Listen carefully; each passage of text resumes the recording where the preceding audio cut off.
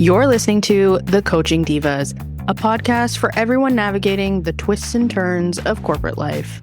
Follow along as we chat through common workplace situations and extend the coach approach to help you handle them with ease. We offer a cross-sectional view that spans generations, positions, workplaces, and lifestyles.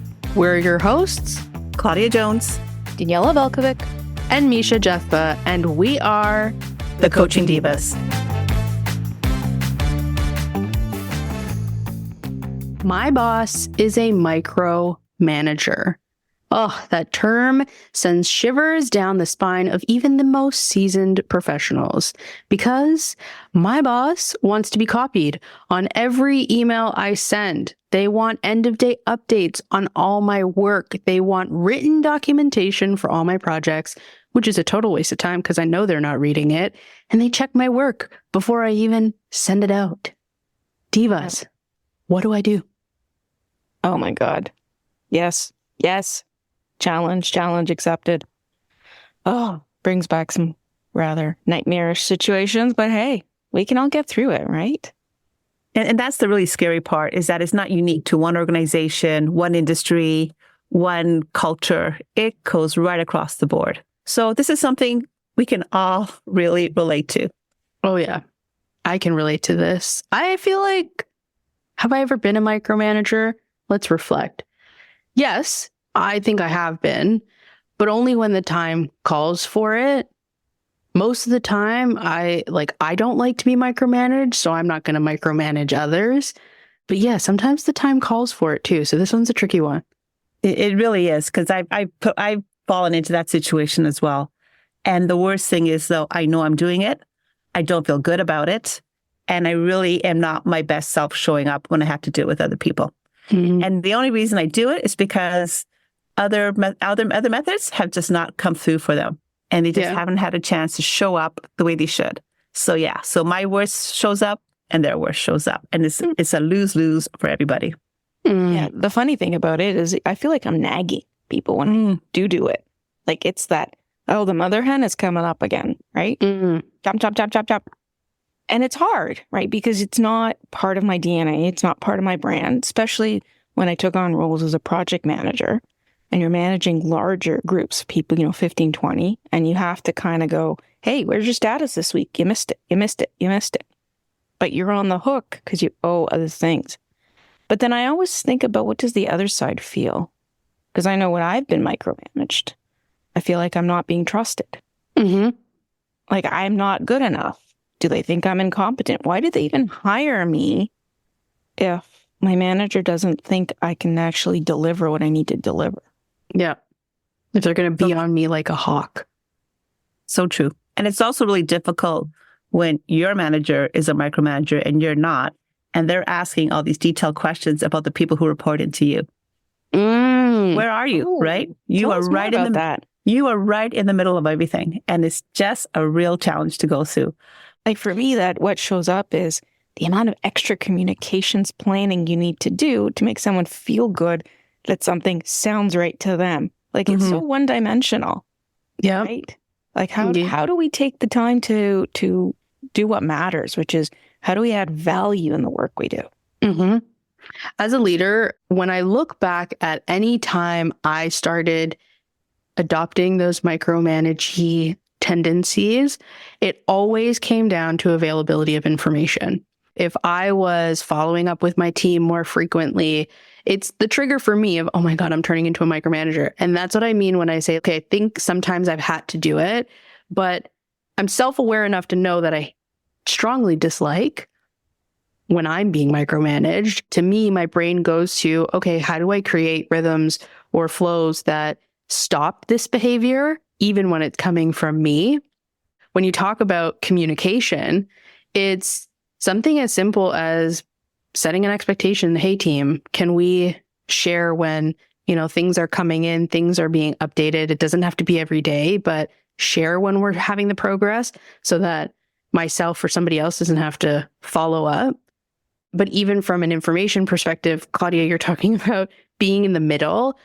I think the hardest part with that is managing upward managing the person who is micromanaging you, because you want that behavior to stop. You don't want to then have it go down to your team as well. So let me ask you guys a question, since both of you have been in that position. How transparent are you with your team about what you're experiencing? Oh, I'm like very transparent. I don't sugarcoat things with my teams. I'll keep it real and I'll say, hey, listen, I'm being chased for this. I don't want to have to chase you for this. Let's establish a rhythm between you and I. That makes sense. Then we'll talk it through. So they understand that, hey, pressure is coming onto me, but I'm having a conversation with you so that the pressure doesn't just get passed off to you as well. Let's manage it together so that I can then continue to manage upward. I agree. I used to do something similar with my direct reports. I would bring them into my confidence and make it an us kind of scenario where we're together in on this, and how could we together, manage up? Because knowing this individual, if she didn't get the answer she wanted from me, she would go to my direct reports and just surpass me. So that was not a healthy situation to begin with. But at least we all were singing from the same song sheet, and we all had the same story, and we could kind of coming together in unison.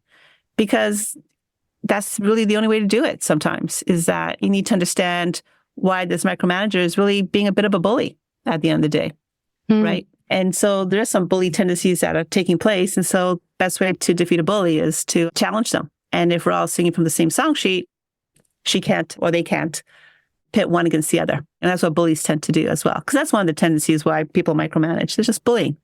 Yeah, being a bit of a bully. The other layer to that, as a project manager, I always take that approach as well, because it kind of, for me, there's this notion of we're rowing in the same boat, and we want to get through the waves that are coming at us. And that micromanagement is a wave.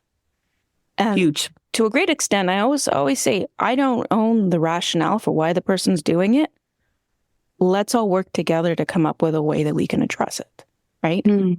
I think the other layer for why sometimes people tend to fall into that is because they're not really versed well in what their domain knowledge is.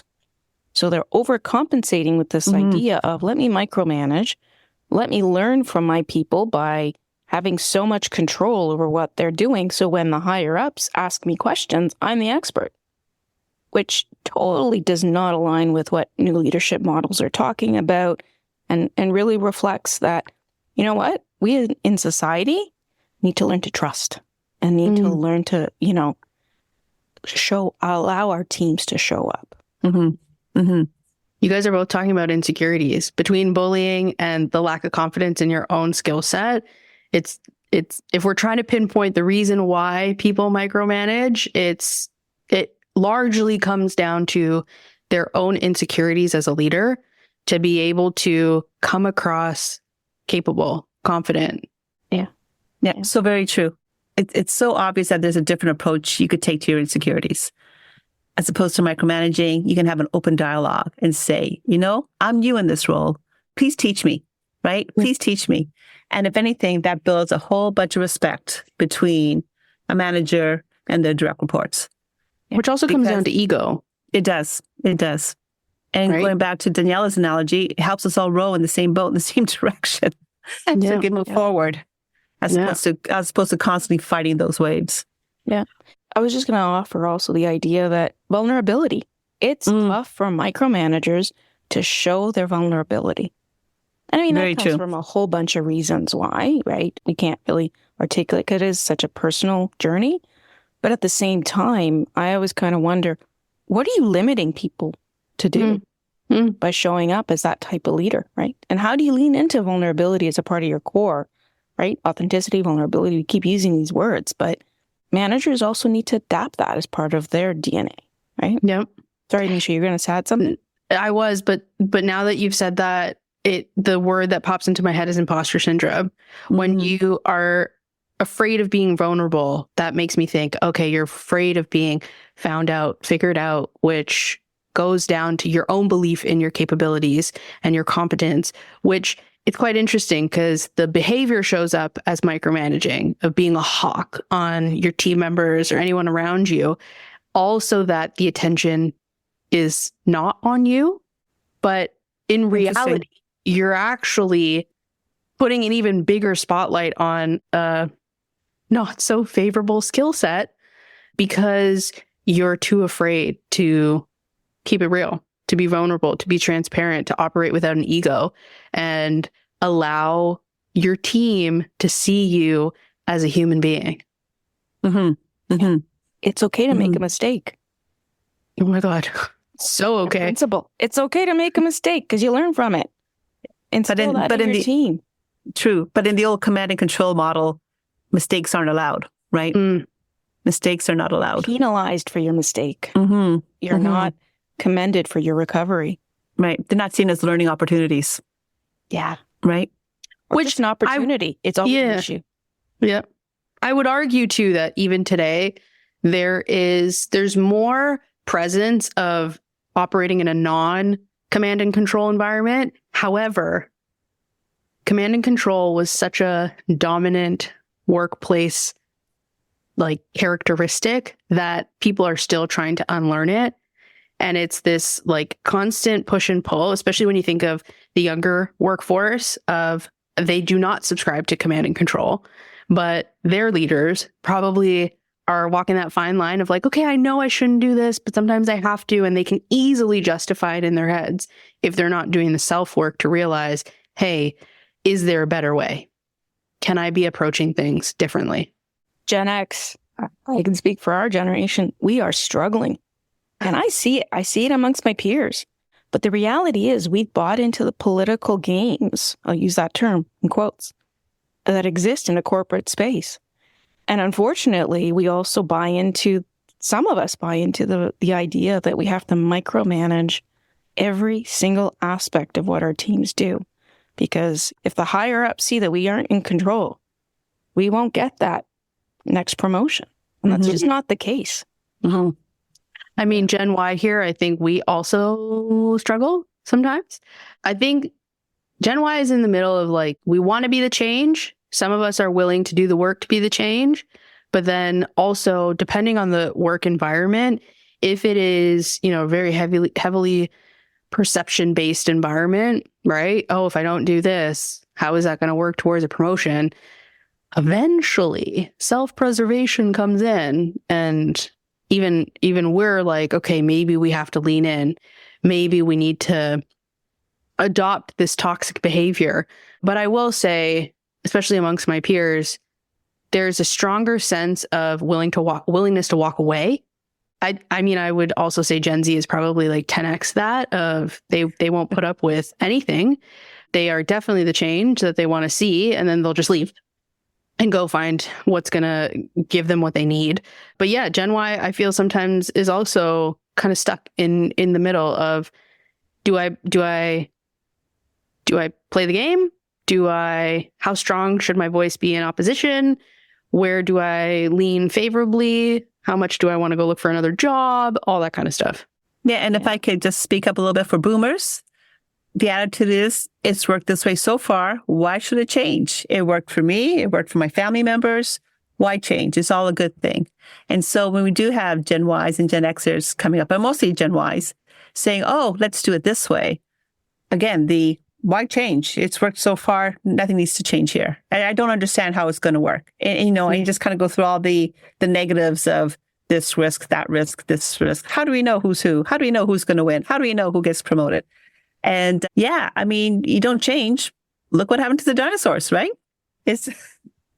They went extinct. They went extinct. And we have to remember too, that as the boomers are exiting, who's coming up right behind them? But the Gen Xers, right? And so they're stuck in the middle. They're stuck in the middle, right? Because now their young workforce coming in are the Gen Ys. How do we keep them, and how do we keep them staying with the organization longer? Because that's our future. That's our future. Yeah. How do you build loyalty? Yeah. Let's put ourselves in the shoes of an individual contributor. So somebody who's not in leadership, somebody who's in a role that gets delegated to quite often. And now let's think of having a micromanager boss or a manager leader. What can we offer to that individual? That's a good question. It's a great question. And what sparks for me, and sort of I've been noodling on throughout our discussion here, is there are so many amazing collaboration tools available. And the technology that's available, whether you use Slack, Teams, like any of these tools have different ways of setting up channels for conversation, for real time, right? There isn't necessarily a need to meet in person every single time you need to go through something or to send an email. There is a way to leverage these collaboration tools to create, real-time collaboration on a document, right? Like we did it when we were setting up for this experience. And I think that offers a bit of, joint ownership rather than this notion of I tell you how to do it and then you execute. That's one thing I would propose. Take a look at what collaboration tools you have and bring it forward to your manager and say, hey, maybe there's a different way of working. What do you think of this? And also as a boomer, it doesn't mean replacing the face-to-face. It means just adding on to it. You're adding more tools to your toolbox, right? So maybe a little less FaceTime, but more of some other things. And also too, I mean, if you're looking for some creativity, people are not necessarily creative 9 to 5. Sometimes creativity hits you at 10 o'clock at night. And so you just need to have some sort of avenue to go in and quickly jot down some notes, put some thoughts together. And having a shared tool where the 9 to 5er can look at it at 9 o'clock in the morning. Oh, wow, they're actually still thinking about this and not thinking that they're slacking off 9 to 5 because they're not, quote unquote, showing up. I think for me, I lean more towards probably mindset work as an individual. So before I even get to, okay, what are tools I can use?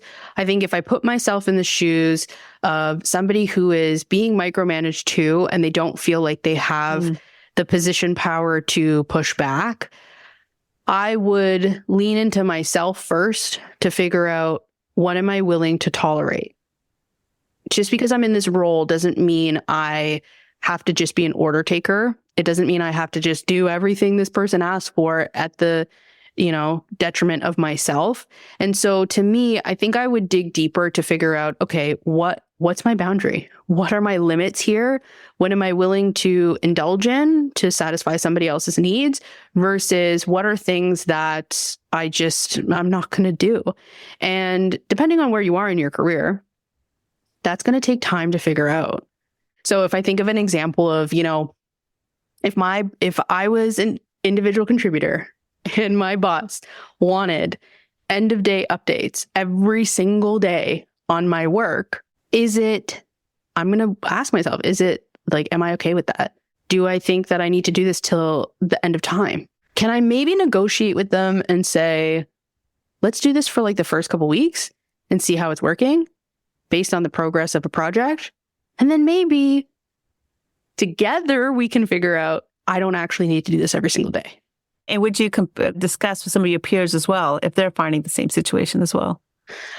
I think if I got to a point where there were a lot of things that I couldn't tolerate anymore, I would start looking at my peers to be like, hey, I want to pick your brain. What's your work experience with this person? I'm not trying to divide and conquer. I'm not trying to get a whole bunch of people behind me to be like, this person sucks, take them down. No, I think I would keep it more with myself until I got to the point where there's just too many behaviors that I'm not willing to tolerate to see, okay, is this just happening to me or is this happening to somebody else? And maybe the approach I can take is more systematic of, hey, I know you ask for end of day updates for me for these projects. I'm sure you're asking the rest of the team. Maybe we could put together a project tracker and just, the expectation is everybody goes in before 5 p.m., puts in our updates, and then you can look at that on your own time instead of us just DMing you. This way, it also creates visibility for the rest of the team of where all the other projects are at. You spin it. And it's presented as a solution, but it's actually to facilitate the ask that goes back into micromanagement for the individual. So I think, for me, my approach would be slightly different. It would start with me looking inward to figure out, okay, what are my boundaries? What am I willing to tolerate here? And once I figure that out, what am I doing about those things? Yeah. I guess for me, as I'm reflecting on what you've shared there, I think there's a layer of how much can I trust those around me? Interesting. And what's really going on, right? Which leads into how confident am I to share what I think, those are kind of ideas. But so much that I think we could unpack on that, just that concept of trust. I think also with what you just said, it popped into my head. It's also, what is my responsibility here versus other people's? Like, quite frankly, no matter what position I'm in, my responsibility is not to fix you. So if I'm an IC, you are a micromanaging leader, my responsibility is not to fix you. My responsibility is to make sure that my working environment is manageable for me. So if you're going to do things that challenge the manageability of that, I will reciprocate with ideas of ways to balance it, but I'm not going to try and fix you. That's not my job. But at the same time, would you share with your supervisor that the relationship isn't working as it's laid out right now? Oh, that's a juicy question, because it depends on the environment. It depends on the openness to what Daniela said, the trust. If I have someone that I cannot trust as my leader, there's no chance in hell I'm telling them they're doing a terrible job, or that their leadership style doesn't work for me. I'm going to be labeled as entitled immediately. Oh, interesting. I'm going to be labeled as a know-it-all. Like, interesting. Right? Especially if you're dealing with somebody that has an ego and thinks there's nothing wrong with that. Oh, yeah. I'm going to be wondering, what's that going to impact my bonus? Oh, same. I'm out the door. I've been labeled as entitled. Good luck trying to get rid of that perception. I mean, I've actually had someone that tried to diminish my value because of some challenges with micromanaging, where it netted out that my actual performance could have been impacted. How did you handle that? Extreme case in that situation, because I was confident with who I was and where I was at that time, and I quit. But that's not always open to all of us. So it is a tricky value proposition. It is. I can confess, I had the same situation, and my outcome was the same. I left the organization. Right? It was just not the right place for me. Same. Like, sometimes you have to give yourself that permission, right? Yeah. Because your mental health and your trust in your own capabilities can't be eroded. Mm-hmm. Right? Yeah. Yep. Same. I walked as well. And it's interesting because it was actually quite early in my career, which hopefully speaks to those who are new to the workforce. I worked somewhere. I loved what I did. I disliked my boss, very micromanagey, to say the least. And I walked, and it was the best decision I ever made, because then I went somewhere else and I built an incredible career that has landed me pretty much to where I am now. Yeah. So sometimes walking, and doesn't matter what point you are in your career, is best. But to Daniela's point, it's not for everybody. So make sure, if you're going to do it, make sure you figured out what you need to figure out before you do that. Don't just do it on a whim. Absolutely. Absolutely. What I would suggest is, if you have an opportunity to work with a coach, these are some great topics to explore in that safe space. So, Divas, how do we wrap up from our conversation? We've all been micromanaged, and we've all had to micromanage at times, and none of us enjoyed that. What are we walking away with? Ooh, okay. For me, I think if I'm in the position of having to micromanage, I'm walking away with the understanding that if I don't like being treated that way, and I can notice the traits are coming up from myself, check myself really quickly, figure out, okay, what's pushing me to do this, and what can I implement so that the behavior stops here. So taking accountability, having that self-awareness. If I'm in the position where I am being micromanaged, it really comes down to me to figuring out, what am I willing to tolerate, and where do I push back? When I figure out where, I'll figure out the how, which I think I can toss it over to Daniela, because that's where I would think of tools or techniques, which I know you mentioned. I think for me, as I'm reflecting on the conversation we had, I think there's two layers to it. One, micromanagement is an element of control. And whether I'm the micromanager or I'm being micromanaged, control is exhausting, right? And I guess as closing ideas here, I offer the idea that regardless of what your role is, take a moment to check yourself and ask, how could I do this differently? Right? Because there is a human on the other side of that experience. And it's not fun for either side. I even think that those that do it and are aware of it don't necessarily enjoy that journey. Yes, no. So just to tag on to what you said, Danielle, I know so many people who have been reformed micromanagers, and that's the one thing they said is that the stress level was so high for them. So maybe early on in the relationship, if you can, have that conversation with your supervisor and try to build that collaborative, working, supportive, trusting environment. All you can do is try. And if it doesn't work, then as Misha mentioned, you have other options. Check yourself, check to see what's going for you, and you decide what's best for you. Brilliant. Thanks for listening to The Coaching Divas. If you've enjoyed this episode, leave us a review and follow us on Instagram at The Coaching Divas. Your ratings and reviews help more people like you find our podcast. Don't forget to subscribe and share this episode with someone you think would love it. Until next time, we are Claudia Jones, Daniela Velkovic, and Misha Jethba, The Coaching Divas. If you're going to coach, might as well coach like a diva.